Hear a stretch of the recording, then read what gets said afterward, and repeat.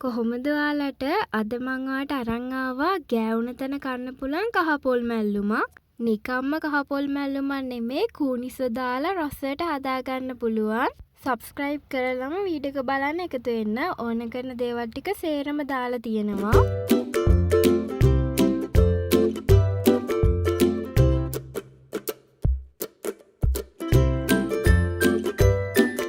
Blend එකට දාගන්න කපාගත්ත සුදු ලුණුයි අමු මිරිසුයි.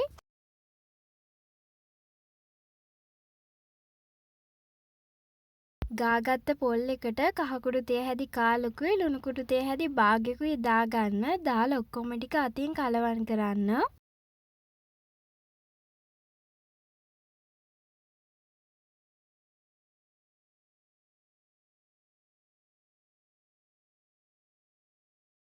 පොල් වලින් පොල් මිටක් දාගන්න බ්ලෙන්ඩ් එකට.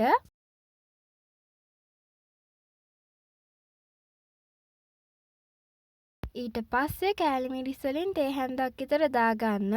ඔයාට කෑලි මිරිස් වෙනුවට වියලි මිරිස් කරල් දාගන්නත් පුළුවන්. මේ තියෙන බ්ලෙන්ඩ් කරගත්ත ටික ගාගත්ත පොල් එකට දාලා හොදට කලවම් කරන්න.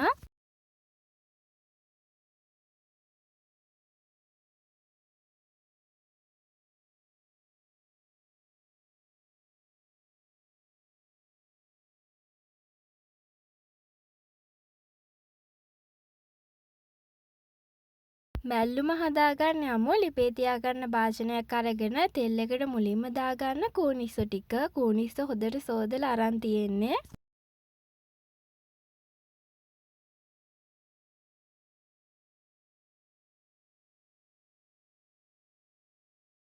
කූනිස්ස බැදෙනවත් එක්කම කපාගත්ත රතු ලුණුයි කරපිංචයි දාගන්න. රම්ප කෑල්ලක් තියනවා නම් දාගන්න. ඔක්කොම ටික තෙම්පරාදු කරන්න.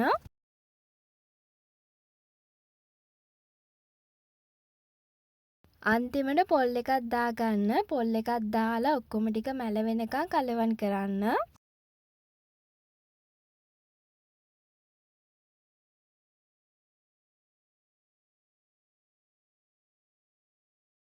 ඔන්න දැන් කූනිස්ස මැල්ලුමේ වැඩ සම්පූර්ණයෙන්ම ඉවරයි. මේ මැල්ලුම හරිම රසයි. ඔයාට බත් එක්ක පාන් එක්ක ඉදියාප්ප එක්ක එහෙම කන්න මරු. අදම හදලා රස බලන්න.